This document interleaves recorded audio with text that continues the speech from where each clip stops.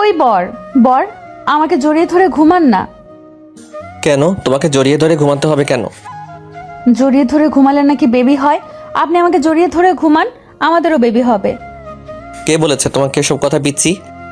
আমি কি জানি না মনে করেছেন? আমি তো সবটাই জানি, উল্টো আপনিই বুঝতে পারেন না। আমি জানি তুমি কেমন কি বুঝছো, কিন্তু হুটহাট করে মাঝে মধ্যে এমন এমন সব কথা বলো যার জন্য কনফিউশন লাগে। কেন কনফিউশন লাগবে না কেন? আমি তো প্রায়ই এসব কথা বলি। আমি যেটা জানি না সেটা আপনার কাছ থেকে জেনে নেই। আর আপনিই তো বলেছেন যদি কিছু জানার ইচ্ছা হয় তাহলে আপনাকে বলতে, তাহলে বলবো না কেন? বলতে তো বারণ করিনি, কিন্তু হুটহাট করে এমন এমন জায়গায় এমন এমন সব কথা বলে ফেলো যার জন্য আমাকে লজ্জায় পড়তে হয়। আর তুমি কোনো কারণ ছাড়া কিংবা কেউ জিজ্ঞেস না করতে বললেও কৌতূহল বশত ছাড়া কোনো কথা বলো না। এখন বলো, এসব কথা তোমাকে কে শিখিয়ে দিয়েছে আর কে বলতে বলেছে? ঈশান কথাটা জিজ্ঞেস করতেই তুষি হক চুকিয়ে গেল। ও বুঝতে পারলো ঈশান বিষয়টা ধরে ফেলেছে, তাই তোতলাতে তোতলাতে বলল, কই কেউ বলেনি তো। আমার ইচ্ছে হলো তাই বললাম। কেন আমি কি আপনাকে এসব কথা বলতে পারি না নাকি? না, কেন বলতে পারবে না? আমি জানি তুমি এসব বলতে পারো কি না। তাছাড়া তোমার তো বলার অধিকার আছে। এখন বলো, এসব তোমাকে কে বলেছে? না মানে আমার ইচ্ছে হয়েছিল, তাই আমি একজনকে জিজ্ঞেস করেছিলাম যে বেবি কি করে আসে, তাই। হ্যাঁ তাই, তারপর কি? সব সময় এরকম আগেই প্রশ্ন করেন কেন? আমাকে কি একটু সুযোগ দিবেন না বলার? আর বলার আগেই যদি আপনি বাধা দেন তাহলে কি আমার লজ্জা লাগে না বলেন? আপনি জানেন এমনিতেই আমার সব কিছু বলতেই একটু কেমন যেন লাগে আপনার কাছে বলতে। কেন এত লজ্জা লাগে কেন তোমার? কেন লাগে মানে আপনি জানেন না? এসব কথা কি এত সহজে বলা যায় নাকি? এসব কথা বললে তো লজ্জা লাগবে, তাহলে আপনি কেন জানেন না? আর সব সময় আপনি আমার লজ্জাটা বাড়িয়ে দেওয়ার জন্য এসব কথা বলতেই থাকেন, এরকম প্রশ্ন করতেই থাকেন। একদম এসব বলবেন না। আমাকে সময় দিবেন, না হলে কিন্তু আমি বলবো না। আচ্ছা সময় দিচ্ছি, এখন বলো কে তোমাকে কি বলেছে আর এসব মাথায় আসলো কোথা থেকে? আমি জানি তোমার মাথায় এসব কখনো আসবে না, কারণ যেখানে তুমি স্বামীর ভালোবাসাটাকে কি সেটাই বুঝতে পারোনি, আর এখন হুটহাট করে এরকম কথা বলতেছো। ঈশান জানে তন্নিকে এই কথাগুলো হয়তো কেউ শিখিয়ে দিয়েছে, না হলে কারো মুখ থেকে শুনেছে। তাই ঈশান বিষয়টা বুঝতে পেরে ওর মুখের দিকে তাকিয়ে রইল। তন্নি তো লজ্জায় পুরো লাউ ডগার মতো লতিয়ে পড়েছে, ওকে কিছু বলতে পারছে না। ঈশান এবার উঠে গিয়ে ওর একটা হাত ধরে টেনে এনে তারপর বিছানায় বসিয়ে দিয়ে ওর মুখোমুখি বসে মুখের দুই পাশে হাত রাখলো। তারপর ওর চোখে চোখ রেখে বলতে লাগলো, আমি জানি আমার পিচ্চি বউটা আমাকে অনেক বেশি ভালোবাসে। কি হলো, বাসে তো? তন্নি মাথা নেড়ে হ্যাঁ সুযোগ উত্তর দিতেই ঈশান একটা মুচকে হাসি দিয়ে ওকে আলতো করে বুকের সাথে জড়িয়ে নিল ভয়টা কাটানোর জন্য। ও লজ্জা পাচ্ছে, লজ্জায় মুখটা লাল হয়ে আছে। তন্নি পিচ্ছি হলেও ওর মধ্যে কিছুটা ম্যাচুরিটি আছে, আবার কিছুটা নেই, যার জন্য অনেক কিছুই জানে না, আবার কিছু জানার জন্য আগ্রহ ওর মধ্যে সব সময় লেগে থাকে। আর ঈশান বিয়ের পর ওকে অনেক বোঝানোর চেষ্টা করেছিল, কিন্তু যেটা বোঝে না হুটহাট করে জিনিসগুলো কেন্দ্র করে কিউরিসিটি থেকেই সবার সামনে এমন এমন কথা ঈশানকে জিজ্ঞেস করে ফেলে, যার জন্য ওকে লজ্জায় পড়তে হয়। তাই ঈশান ওকে বলেছে যদি কিছু বলার থাকে, কিছু জানতেই হয়, তাহলে যেন একান্ত ওকে বিষয়টা বলে। তারপর থেকে তন্নিও সেটাই করে। তন্নি কথা বলছে না, তাই ঈশান ওর মাথায় হাত বুলিয়ে দিয়ে বলতে লাগলো, কি হলো, আমার পিচ্চি বউটার খুব বেশি লজ্জা লাগতেছে? না মানে আসলে হ্যাঁ একটু লাগতেছে। আগে তো এরকম লজ্জা লাগতো না, আগে তো ঠিকই আমার কাছে দৌড়ে আসতে, তখন লজ্জা লাগেনি কেন? আগে লজ্জা লাগবে কি করে? তখন তো আমি আপনাকে ভাইয়া বলে ডাকতাম, আর এখন তো আপনাকে বর বলে রাখি, তাহলে তখন লজ্জা লাগবে কি করে? তাই তাহলে এখন ওইভাবেই বলো, আগে যেমন করে আবদার করতে, এখন এখানে লজ্জা পাওয়ার কিছু নেই। আর আমি তো তোমার বুকের সাথে জড়িয়ে ধরে রেখেছি, তাই না? তাহলে এত লজ্জা পাচ্ছ কেন? আমি তো তোমার মুখের দিকে তাকাইনি, মুখের দিকে তাকালে না তুমি লজ্জা পাবে। আমি জানি এই কথাটা একটু লজ্জাজনক, ওই জন্যই লজ্জা লাগতেছে। আর তারপর আপনি আমার লজ্জাটা বাড়িয়ে দেওয়ার জন্য এরকম করে বলতেছেন, তাই না? একদম এসব কথা বলবেন না, তাহলে কিন্তু সত্যিই আর বলবো না। আচ্ছা ঠিক আছে, তোমাকে বলতে হবে না, আমি আর তোমাকে জিজ্ঞেস করব না। আর তুমিও কিছু জিজ্ঞেস করলে ঠিকমতো উত্তর দিতে পারো না, তাহলে আর তোমাকে জিজ্ঞেস করে লাভ কি? আর তুমি এরপর কিছু জানতে এসো, আমিও তোমাকে বলে দিব না। এই না না, একদম না। আমি বলতেছি তো আমি আপনাকে জিজ্ঞেস করব, আর এখন বলবো, প্লিজ আপনি রাগ করবেন না। আমি একটু সময় দিন, আমি বলতেছি। আপনারা কি ভাবছেন এখানে কি হচ্ছে? তন্নি আর ঈশান স্বামী স্ত্রী, সেটা ওদের কথাতেই হয়তো বুঝতে পেরেছেন। আর তন্নি ঈশানের খালাতো বোন ছিল। তন্নির আম্মু হুটহাট করে কিছুদিন আগে অসুস্থ হয়ে পড়েন, তার কিছুদিন পর মারা যান। তন্নির আম্মু ঈশানকে খুব ভালোবাসতেন, বলতেন বড় হলে ওনার মেয়েটাকেই ঈশানের সাথে বিয়ে দেবেন।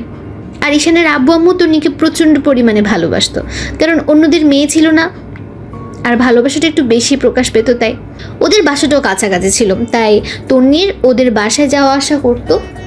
ঈশান ওকে বোন হিসেবে ভালোবাসলো, এখন বউ হিসেবে ভালোবাসে। তো তন্নির আম্মু মারা যেতেই তন্নি অনেকটা কান্নাকাটি করতো, নিজেকে শান্ত করতে পারতো না। আর ওকে একমাত্র ঈশানই শান্ত করতে পারতো। ঈশান জানতো পিচিটার এখন কি দরকার, কি করলে ও শান্ত হবে। আর তন্নি আম্মু মারা যাওয়ার পর থেকে ঈশান ওকে সবসময় বুকের সাথে আগলে রাখতো, সেটা বোন হিসেবেই।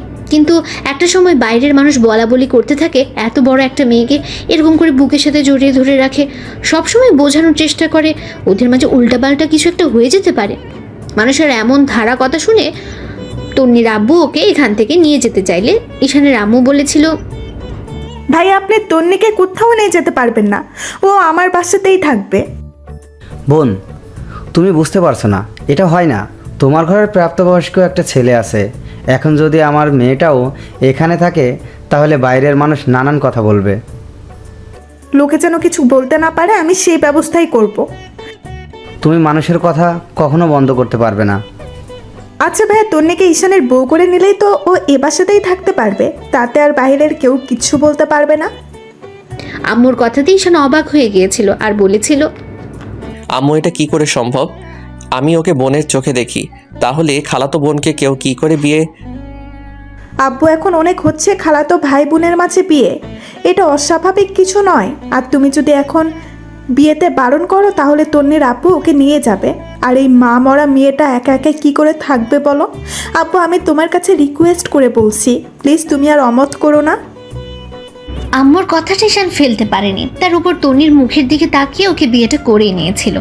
বিয়ের পর একটা মাস ঈশান তন্নির কাছে আসেনি। আর ঈশানের আম্মুর থেকে পিছিটা জানতে পারে বিয়ের পর মেয়েদের স্বামীর কাছে থাকতে হয়। তখন তন্নি অনেক কান্নাকাটি করলে ঈশান ওর সাথে ব্যাটেই থাকে। ঈশান তন্নিকে বুকে নিয়ে ঘুমালেও ঈশান ওর সাথে কখনো স্বামী স্ত্রীর সম্পর্কটা স্থাপন করেনি, তাই ওদের মাঝে তেমন কোনো গভীর সম্পর্ক হয়নি। আর ঈশান তন্নিকে মাঝে বলে দিয়েছিল ওর যখন যা প্রয়োজন আর যেটা জানতে ইচ্ছে হয় সেটা যেন ঈশানকে বলে, তাই তন্নিও তেমনটাই করে, ওকে এসব বিষয় জিজ্ঞেস করে। আর আজকেও তেমনটা করলো। কিন্তু ঈশান জানে এ কথাগুলো নিজের নয়, কারো মুখ থেকে শুনেছে। তার উপর ওর মধ্যে কিউরিসিটিটা একটু বেশি, যে কথা জানে না সেটা যদি কারো মুখ থেকে শুনে তাহলে সেটা ঈশানকে জিজ্ঞেস করবে। তো তন্নি কথা বলছে না দেখে ঈশান ওর মুখটা তুললো, তারপর ওর কপালের ঠোঁট জোড়া ছোঁয়াতেই তন্নি চোখ খুলে তাকালো। তখন ঈশান বলল, কি হয়েছে এখন ঠিকঠাক করে বলতো, যদি না বলো তাহলে অনেক বেশি রাগ করব। আর রাতে কিন্তু তোমাকে বুকে নিয়ে ঘুমাবো না, সেটা কি তোমার জন্য খুব ভালো হবে? এই না না বলতেছি, আপনি খালি সব সময় আমার উপর রাগ দেখান, একটুও বোঝার চেষ্টা করতে পারেন না। আপনার পিচ্চি বউটার কষ্ট হয়, ওই জন্য পিচিটাকে সবসময় বুকে রাখতে চাই, কিন্তু তুমি এমন এমন কাজ করো মাঝে মধ্যে যার জন্য নিজের উপরই খুব রাগ হয়। তার মানে এখনো আপনার আমার উপর রাগ হইতেছে, তাই না? একদম রাগ দেখাবেন না প্লিজ, তাহলে আমি খুব কষ্ট পাবো। ওকে দেখাবো না। এখন বলো, তোমাকে এই বিষয়ে কে বলেছে? কে আবার বলবে?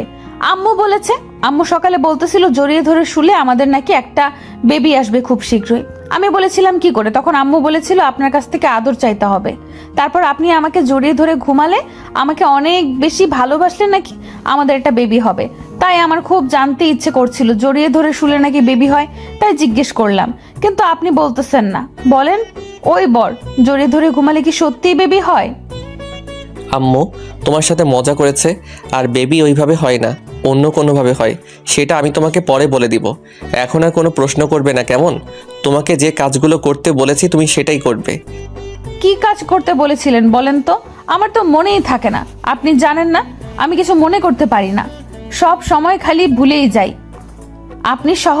কিন্তু এখন আমাকে বকা দিবেন না, বলে দিন কি কাজ করতে বলেছিল আমাকে। কি আর করতে বলেছিলাম? আব্বু আম্মুর খেয়াল রাখতে বলেছিলাম, পড়ালেখাটা ঠিক মতো করতে বলেছিলাম। করতো এগুলো নাকি সবসময় শুধু টিভি দেখো আর ফাঁকিবাজি করে বেড়াও? না মানে আসলে আব্বু আম্মুর দেখাশোনাটা করি গো, কিন্তু কিন্তু কি, পড়ালেখাটা ঠিক মতো করতে পারো না তাই তো? আমি জানি তুমি একটা ফাঁকিবাজ। তোমার দ্বারা যে কি হবে সেটা আমার জানতে বাকি নেই। শেষ পর্যন্ত তোমাকে ওই বাবুর আম্মুটাই হতে হবে, তাছাড়া আর কিছু হতে পারবে না। আমি তো চাই বাবুর আম্মু হতে, আপনি কেন দিবেন না? আপনি এরকম করে বলতেছেন কেন? বাবুর আম্মু হওয়াটা কি অন্যায়? না, কোনো অন্যায় নয়, কিন্তু তোমার এখনো বয়স হয়নি। আর আমি ভাবছি তোমাকে একটা বাবুর আম্মু করে দিলে তুমি তাকে নিয়ে ব্যস্ত থাকবে, আর পড়ালেখাটা তোমার দ্বারা হবে না, সেটা আমি খুব ভালো করে বুঝতে পারতেছি। হবে হবে, খুব হবে। আপনি জানেন না আমি কত ভালো একটা মেয়ে। আমি একবার যে জিনিস পড়ি মনে থেকে যায়, কিন্তু এই পড়ার কথাটাই মনে রাখতে পারি না। আসল কথাটা যখন মনে থাকে না, তাহলে যখন বেবি হবে হুটহাট করে তো বেবির কথাটাও ভুলে যাবে। মাঝে মধ্যে তো আমার কথাই ভুলে যাও।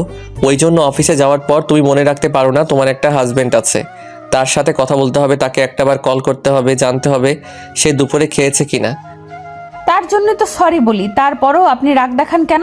এইগুলো মনে রাখতে না পারলে সেটা কি আমার দোষ বলেন?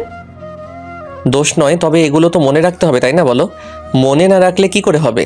এখন কথা না বলে যাও, গিয়ে রাতে রান্না করো। বিকেল হয়ে গেছে, এখন যদি শুরু না করো তাহলে কিন্তু অনেক রাত হয়ে যাবে। আমি বাসায় ফিরে এসে যেন দেখি তুমি সুন্দর মতো পড়ার টেবিলে বসে আছো, কেমন? না হলে কিন্তু অনেক রাগারাগি করব। বলতে পারি, কিন্তু আমাকে খুব শীঘ্রই একটা বেবি দিতে হবে। বললাম তো দিব, এখন না পরে দিব। এখন পাগলামি করো না তো। আপনার কি মনে হয় আমি কি অনেক পিচ্ছি? আমি কি অনেক ছোট? এখন আমি ইন্টার সেকেন্ড ইয়ারে পড়ি, তাহলে আমাকে একটা বেবি দিবেন না কেন? কি সমস্যা আমাকে বেবি দিতে? আমি কি সামলাতে পারবো না? লেখাপড়ার কোনো ক্ষতি হবে না, আমি বলতেছি তো। খুব শীঘ্রই আমি খুব ভালো একটা রেজাল্ট করব, দেখবেন। সেটা পরে ভেবে দেখবো, এখন যেটা করতে বলেছি সেটা করো গিয়ে।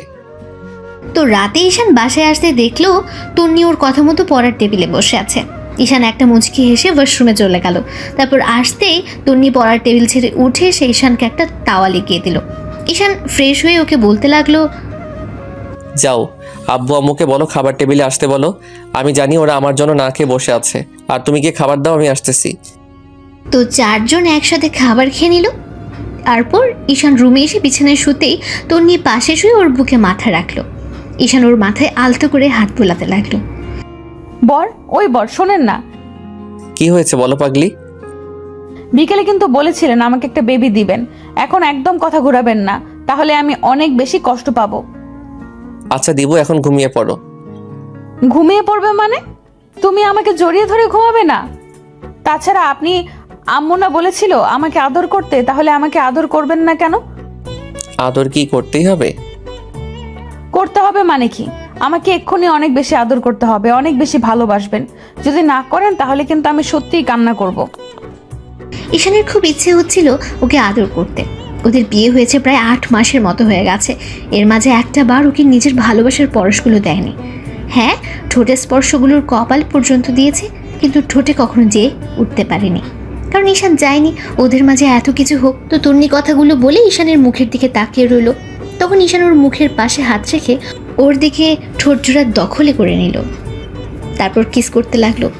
ঈশানের এরকম স্পর্শ পেতে তন্নি ওর শার্টটা খামচে ধরলো আর রেসপন্স করতে শুরু করলো। ঈশান ভাবতেই পারছে না পিচ্ছিটা ওর সাথে রেসপন্স করছে। তারপর একটা সময় ঈশান ওর ঠোঁট জোড়া ছেড়ে দিয়ে ওর ঘাড়ে আর গলায় কিস করতে লাগলো, যার জন্য তন্নি ঘন ঘন নিঃশ্বাস নিতে শুরু করলো আর অনবরত কাঁপতে লাগলো। ঈশান আবার ওর ঠোঁটে ঠোঁট ডুবিয়ে দিল। তারপর ওকে বিছানায় শুয়ে দিয়ে ওর শরীরের উপর নিজের পুরো ভরটা ছেড়ে দিল। তন্নি ওকে আঁকড়ে ধরার চেষ্টা করছিল।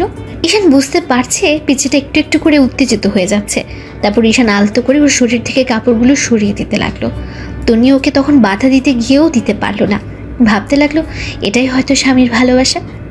ঈশান ওর শরীর থেকে কাপড়গুলো সরিয়ে দিচ্ছিল আর ওকে কিস করছিল। তারপর ওরা দুজন দুজনকে উন্মুক্ত করে দেয়।